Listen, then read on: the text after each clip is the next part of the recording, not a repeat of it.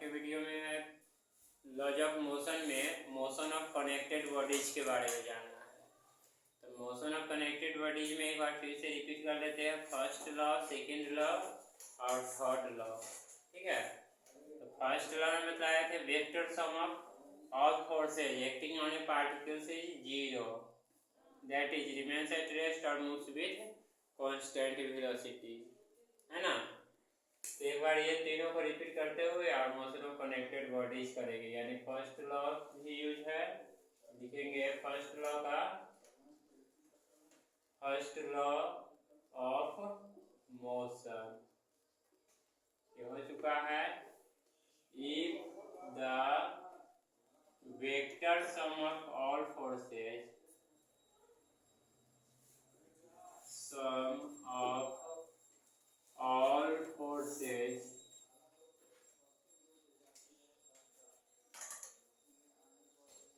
acting on a particle is zero,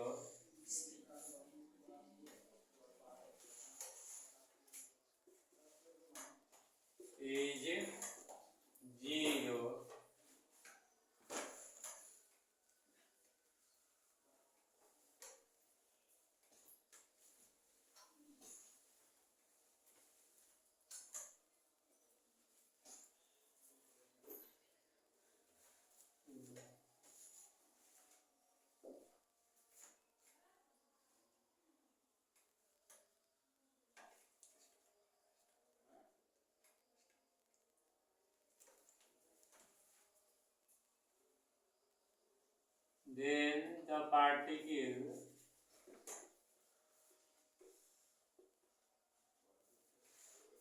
is said to be unaccelerated, is said to be unaccelerated.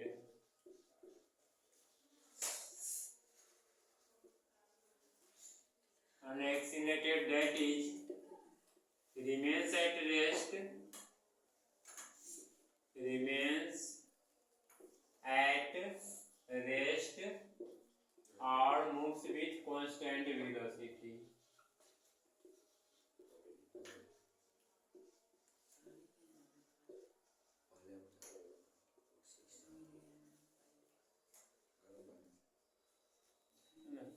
तो क्या है कि unaccelerated particles है, इसका वेक्टर सम यानी जितने भी फोर्स अप्लाइड होंगे वो सबका वेक्टर सम क्या होगा, जीरो होगा। ठीक है, और फिर पार्टिकल्स है ऑब्जेक्ट या तो रेस्ट में है तो रेस्ट में ही रहेगा, मोशन में है तो मोशन में ही रहेगा। ठीक है, फिर सेकेंड लॉ भी हो गया है जो मोमेंटम से रिलेटेड है ना।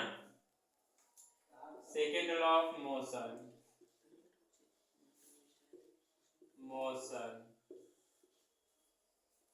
the rate of change of momentum of a body is directly proportional to the applied force and takes place in the direction in which the force acts. The rate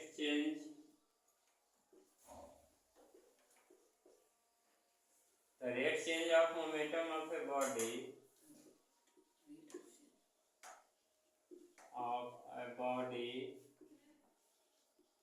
is directly proportional to the applied force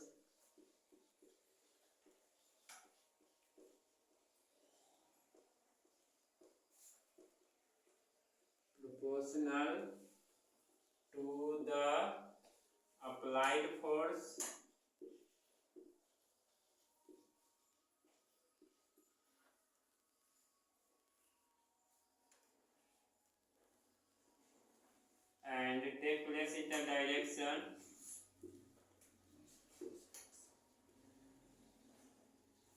direction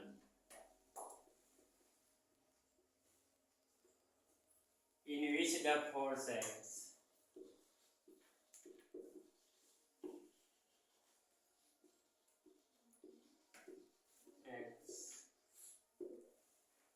ठीक है, फिर है third law.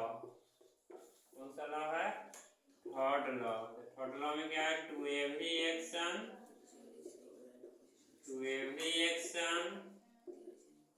There is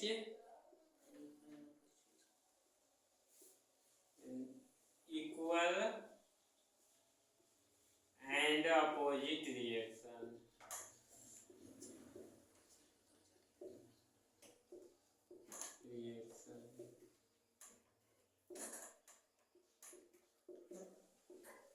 इसमें यह भी ध्यान रखना है, फोर्स हमेशा है ना पेयर फॉर्म में ही होते हैं, सिंगल फॉर्म में नहीं होते हैं, ठीक है। लिखेंगे force always exist in pair form, force always exist in pair form, no single form, single form, है ना।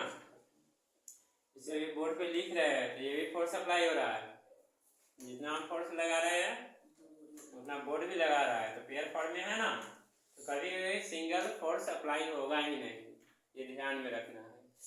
अब इसी में नेक्स्ट हमें है जानना है कंकरेंट फोर्स और इक्विलिब्रियम, ठीक है। ये हो गया फर्स्ट सेकंड थर्ड, और विशेष पहले कि मैं बतला ही गया था पहले वीडियो में, तो आप डाल दें।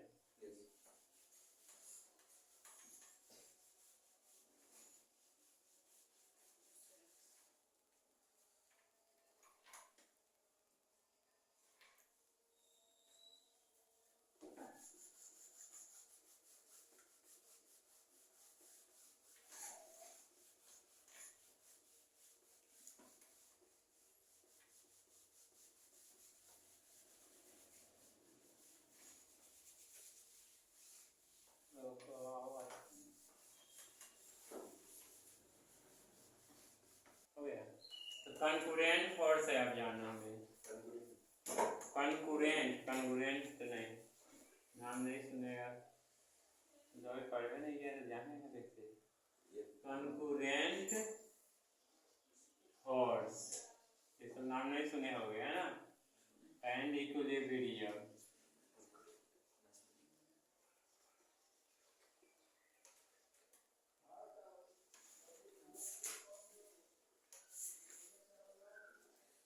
देखो कंकरेंट फोर्स और इक्विलिब्रियम क्या होता है। कंकरेंट फोर्स सबसे पहले जानना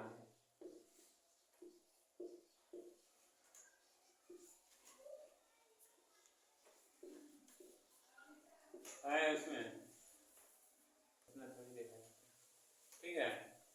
तो कंकरेंट फोर्स में क्या है कि जैसे मान लिया कोई ऑब्जेक्ट है यहाँ पर रखा हुआ, देखो, ठीक है, तो इसमें क्या होगा कि एक्सटर्नल फोर्स अप्लाई होगा, देख लो यहाँ पे एक्सटर्नल फोर्स अप्लाई हो रहा है, डिफरेंट एक्सटर्नल फोर्स, ठीक है, different external force F1 F2 F3, यानी अलग अलग मान लो आदमी है जो फोर्स अप्लाई कर रहा है, और यह सब देखो कहाँ होगा, एक ही पॉइंट पे जाएगा, ठीक है। इसका सब का एम क्या है, एक ही पॉइंट है, तो वही है, मतलब फोर्स क्या होंगे, डिफरेंट होंगे, लेकिन उसका जो इंटरसेक्टिंग पॉइंट होगा ना वो सब सेम ही होगा, ठीक है। यानी बाहर से जो फोर्स लगता है वह डिफरेंट होंगे, लेकिन सबका इंटरसेक्टिंग एक ही होगा। जैसे भी मान लेते हैं पेड़ पे एक बर्ड है, चिड़िया है, ठीक है, और उसको सबको क्या कहता है, एम लगाना है, ठीक है। तो बहुत है चिड़िया पे नहीं लगा के उसके अगल बगल में लगा दिया, तो वह कंकरेंट फोर्स नहीं हुआ। मतलब यहाँ पर चिड़िया बैठी हुई है, तो जितना भी फोर्स लगाया जा रहा है उस पर सबका एक ही पॉइंट पे होना चाहिए, ठीक है, वह हो गया कंकरेंट फोर्स हो गया, है ना। लिखेंगे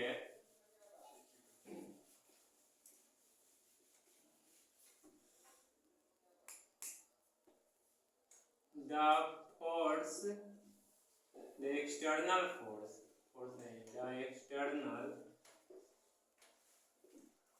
external force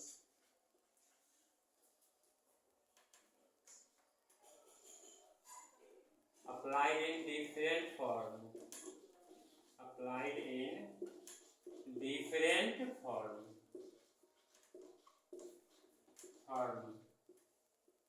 but intersect at same point, intersect setting point is same, point is same. ये हो गया क्या, कंकरेंट फोर्स हो गया। ठीक है, इसके बाद है इक्विलिब्रियम के बारे में जानना है।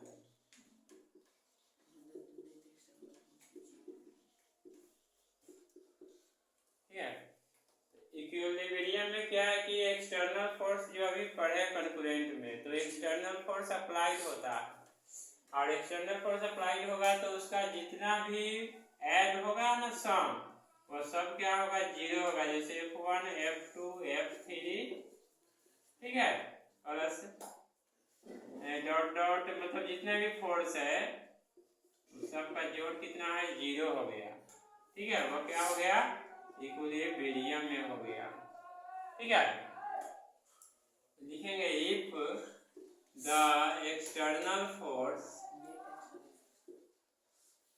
एक्सटर्नल या नेट भी लगा सकते हो, if the net external force है ना, net external force of vector sum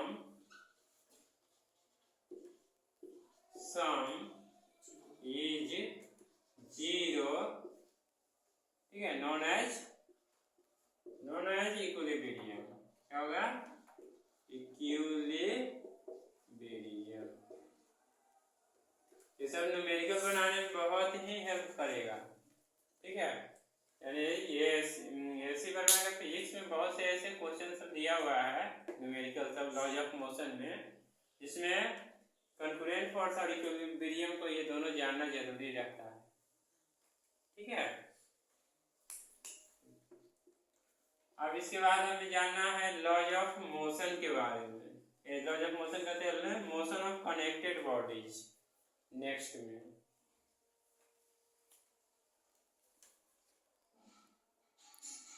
और ये मेन पढ़ने का कारण है वही अभी जो हम लोग पढ़ेंगे लॉज ऑफ मोशन में, मोशन ऑफ कनेक्टेड बॉडीज। ठीक है, तो सबसे इम्पोर्टेंट अभी तक है, लास्ट है मोशन ऑफ कनेक्टेड बॉडी, जो हेडिंग है टॉपिक, यह लॉज ऑफ मोशन का सबसे लास्ट है। ठीक है, और जितने भी न्यूमेरिकल सॉल्व होते हैं क्वेश्चन सब उसी से रिलेटेड होते हैं। जैसे लिफ्ट में है, ऊपर से नीचे जाते हैं, ठीक है, उस बेस पे क्वेश्चन बनेगा।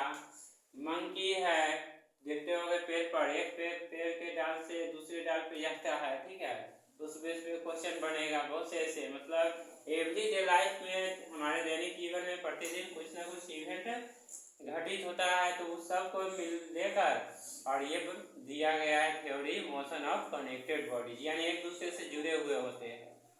जैसे पेंडुलम लड़का है, वह क्या होते हैं, लटके होते हैं, पुल्ली है ना, पानी खींचने वाले, ठीक है। तो ये सब है, ये सब पे मतलब क्वेश्चन क्या होते हैं, रिलेटेड है, और ये सब हमें मोशन ऑफ कनेक्टेड बॉडीज में पढ़ना है ना। ठीक है, तो नेक्स्ट वीडियो में हमें पढ़ना है क्या, motion of connected bodies, motion of connected bodies.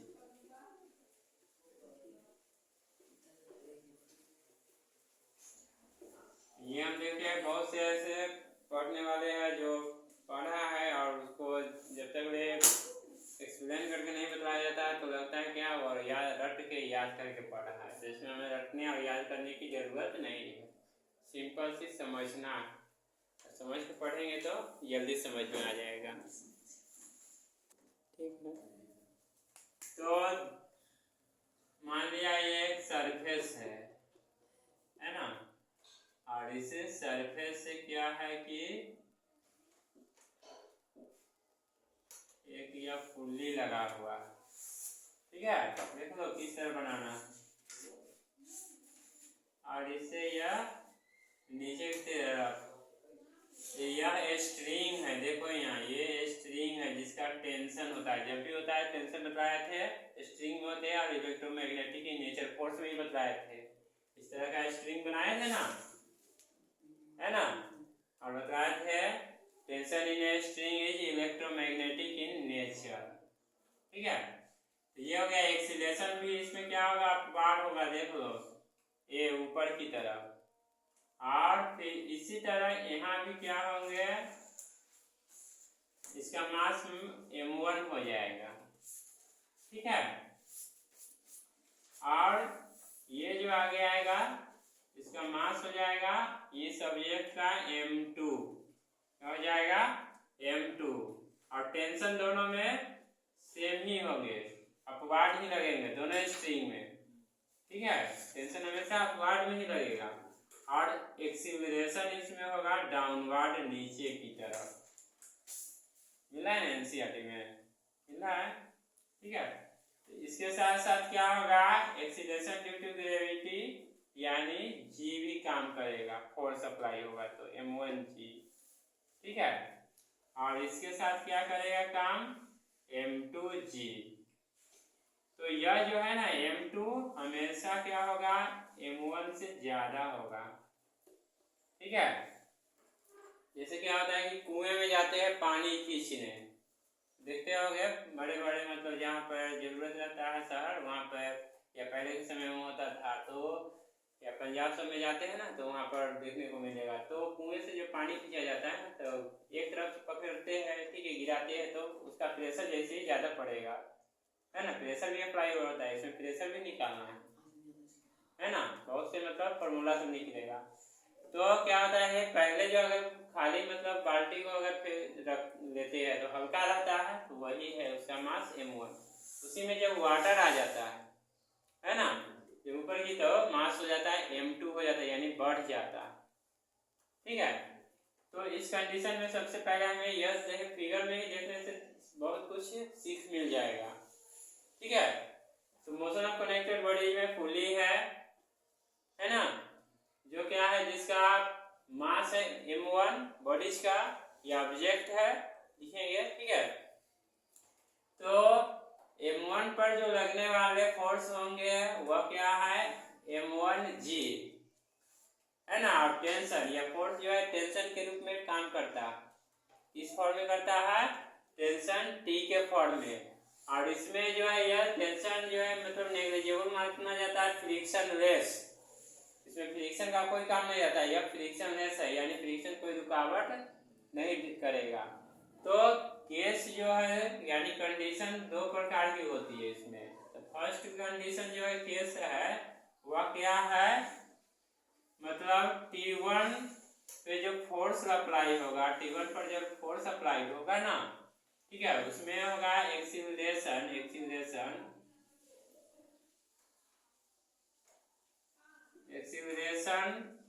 और टेंशन को यहाँ T1 मान लो, इसको T2 मान लो तो अच्छा रहेगा, ठीक है।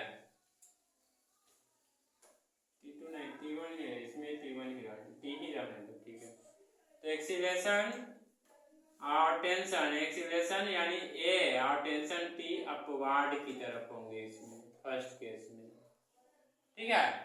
और इसी का सेकंड जो है मतलब फर्स्ट का ये तो A का हो गया, और बी में बतला रहा है क्या, m1g, है ना, या क्या होंगे डाउनवर्ड, क्या होंगे याद रखना है डाउनवर्ड, ठीक है। इस तरह इसमें क्या होता है T माइनस m1g, यानी देखो अब ये क्या है कि ये ऊपर की तरफ है दिखा रहा है डायरेक्शन, और ये नीचे की तरफ, तो T minus m1g equal to क्या हो जाएगा m1a, इसको एक इक्वेशन के द्वारा दिखा देंगे, हो गया। अब इस कंडीशन में चलते हैं सेकेंड वाले में, तो यह भी क्या है m2g ज्यादा है यह इसका, है ना, और इसका क्या है टेंशन ऊपर की तरफ जा रहा है लेकिन इसकी अपेक्षा कम होगा, ठीक है। इसमें लिखेंगे m2g minus T equal to m2a, equation number second हो गया, ठीक है। अब क्या करेंगे इक्वेशन फर्स्ट और सेकेंड को सोल्व करेंगे, है ना, दोनों को इक्वालिटी करेंगे। तो लिखेंगे फ्रॉम इक्वेशन 1 एंड सेकेंड, समझने में कोई दिक्कत भी है, बोलो, फ्रॉम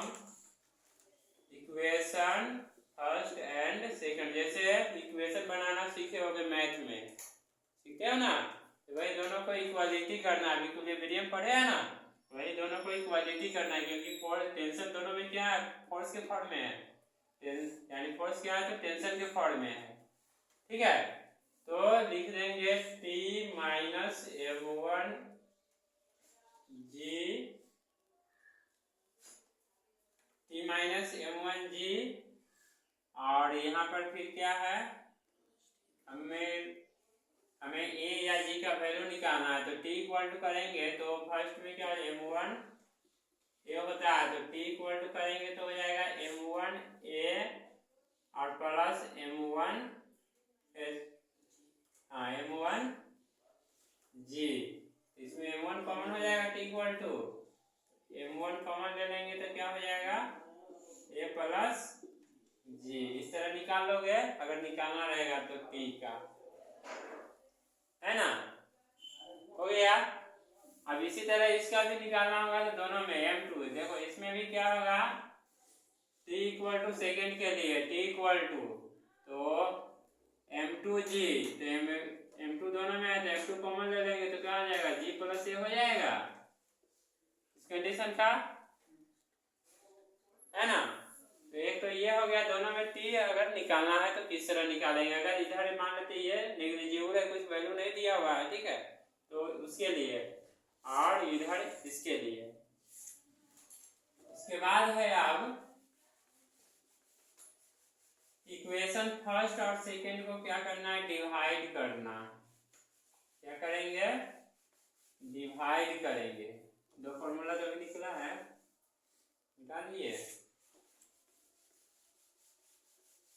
देखो हम फर्स्ट और सेकेंड को क्या करना है, डिवाइड करना है, तो लिख देंगे यहाँ पर T minus M1 G by M2G minus T equal to M2A by M1A, होगा, A से कैंसिल हो गया, कट गया, है ना, कैंसिल हो गया। तो अब है यहाँ पर क्या हुआ, T minus M1 G by M2 G minus T equal to M2 by M1, है ना।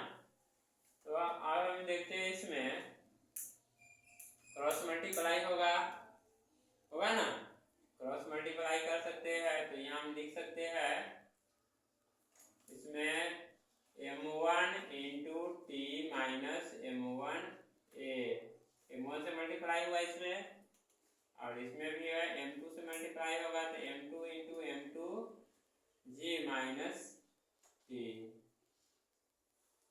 ठीक है।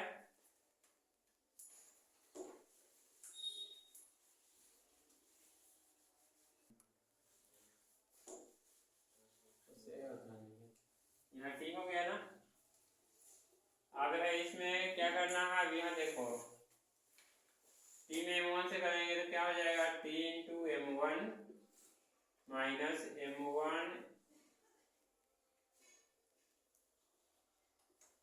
M1A, और फिर इधर M2 into M2G minus T M2, हाँ यहाँ पर एक चीज ये देखना है M1, क्योंकि first equation by second equation है, ठीक है, डिवाइड किए हैं, डिवाइड इक्वेशन फर्स्ट, और यहाँ M2 हो जाएगा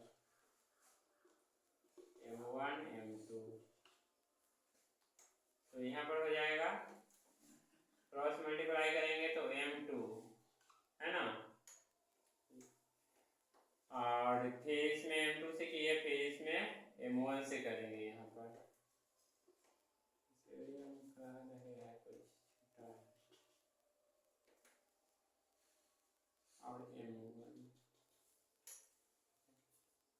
अब ये दोनों कंडीशन एक साथ कर देंगे, है ना,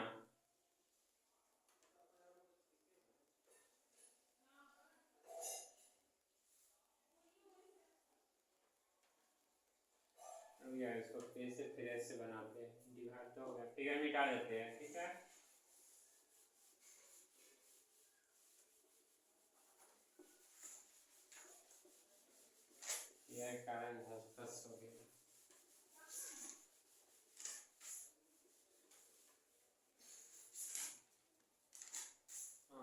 अब इसमें क्या करेंगे, क्रॉस मल्टीप्लाई करते हैं, है ना। तो m2 into T minus m1 a हो गया equal to m1 into m2 g minus T. तो यहाँ पर लिख देंगे T into m2 minus m1 m2 A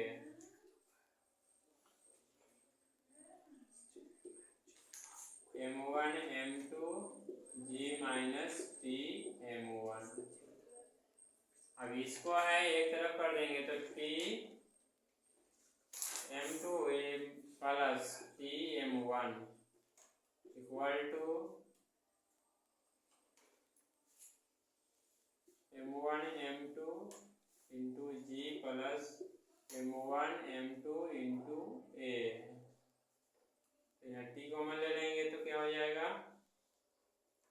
m2 plus m1 equal to, इसमें से m1 m2 कॉमन ले लेंगे तो m1 m2 तो g प्लस ए हो जाएगा, है ना। तो t इक्वल टू हो जाएगा क्या, m1 m2 into g plus a by m2 plus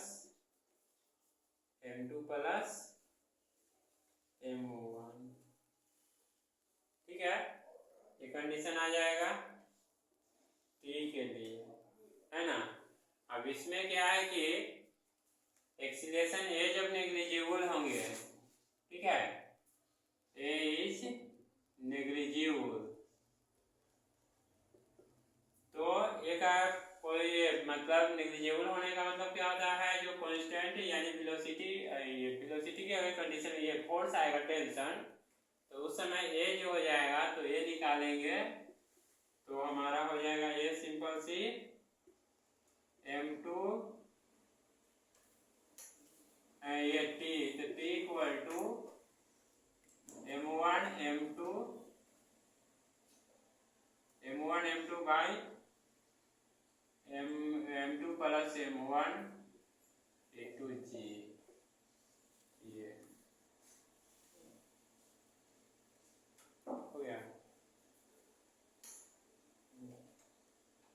यहाँ पर जी लिखना है ना, जी ऐसे तो ये कैंसिल हो गया है, जी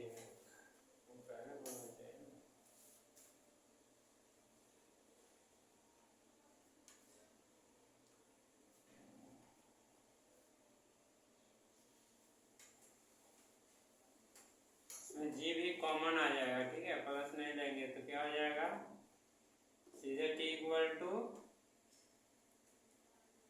m1 m2 इंटू जी और फिर है m1 m2 इंटू जी, तो यानी 2 हो जाएगा m1 m2 by m2 plus m1 into जी, है ना। ये हमारा टेंशन टी निकल गया फोर्स के फॉर्म में, ठीक है, ये देखना। अब इसमें हमें कॉमन एक्सीलरेशन निकालना है, ये तो टेंशन टी निकल गया, ठीक है।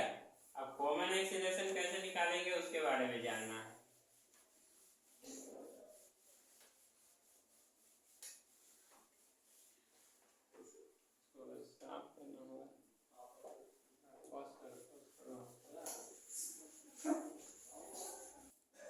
अब हमें कॉमन एक्सीलरेशन निकालना है। फर्स्ट इक्वेशन में क्या था, T minus m1 g equal to m1 a, है ना, और m2 g minus T equal to m2 a था।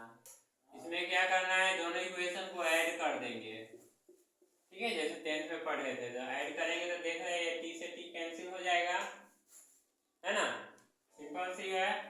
तो अब इसमें क्या हो जाएगा, m2 g minus m1 g equal to, ये इसमें कॉमन ले लेंगे तो m1 प्लस m2 हो जाएगा।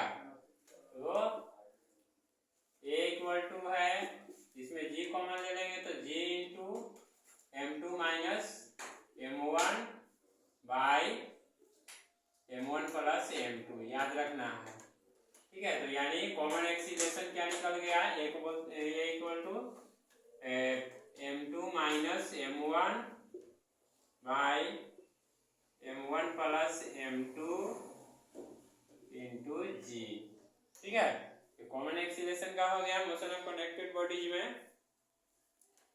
अब नेक्स्ट पार्ट 2 में हमें पढ़ना है क्या, सरफेस पे। ठीक है, मोशन ऑफ कनेक्टेड बॉडीज में ये सरफेस पे, ये तो वर्टिकल फॉर्म में था, अब हमें पढ़ना है सरफेस में। तब तक के लिए आज का ये हमें बस इतना ही रखना है।